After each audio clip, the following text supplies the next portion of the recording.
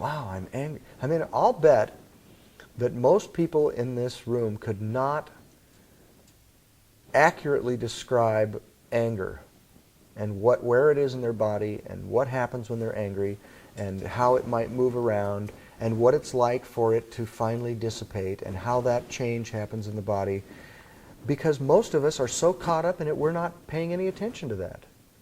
It's very interesting, a very interesting exercise when you're angry, and it could be other feelings too. I'm just using anger as an example.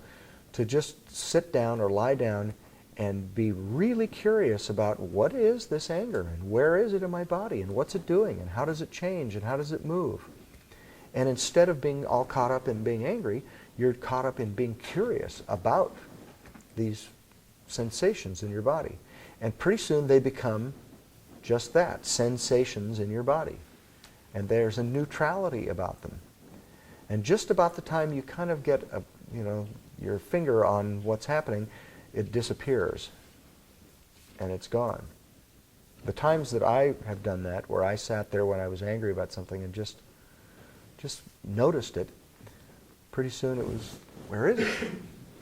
Now you're not doing it for that reason. If you're saying, I'm going to sit there and focus on this because I want to get rid of this, then you're resisting it. And there's going to be some kind of suffering. You have to approach it by being curious about it and just noticing it. And in a way, I really think this thing about watching is this whole secret of life. If you can watch whenever you're suffering, the suffering goes away. You can only suffer when you're attached and caught up in it. Now, I will say that this is a learned skill. It's not something that somebody can tell you about like I'm doing now and just automatically you do it, because a lot of resistance is unconscious. It's below your level of awareness, and it's happening outside your control.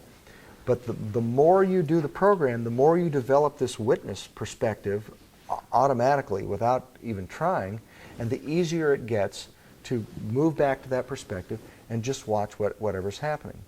So what you do while you're doing the program is you do as much as you can to get out of resisting.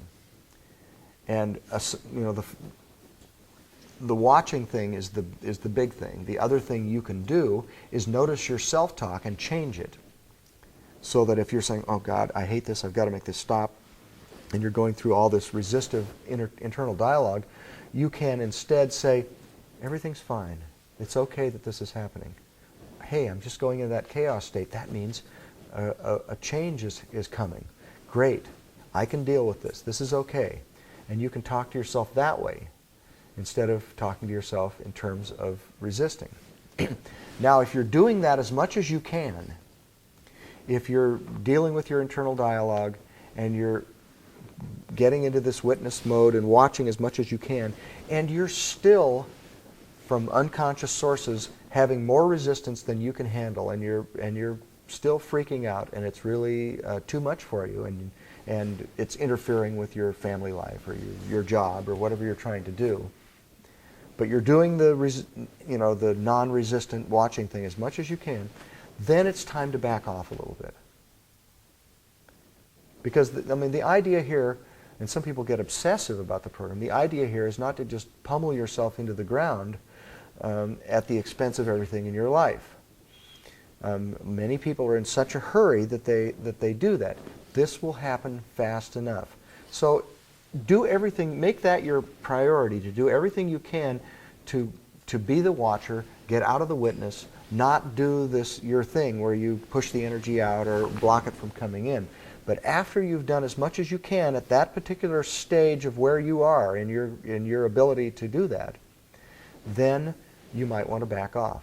Take a day off. Take 2 days off. Take a week off. Some people have to go to a schedule where they listen every other day, or 2 days and then take a day off, or 3 days and take a day off. And many people, and everyone in this room may be one of those people, most people can listen every day. Some people can listen more than once every day. But someone who's had a lot of trauma in their childhood and has a lower threshold in the beginning of the program, some of those people are very sensitive and they can't handle as much. And there's no point in putting yourself in total freak out overwhelm all the time. If your resistor is turned up really high and you haven't gotten to the point where you've dealt with that enough to regulate it yourself yet, then you need to back off a little bit.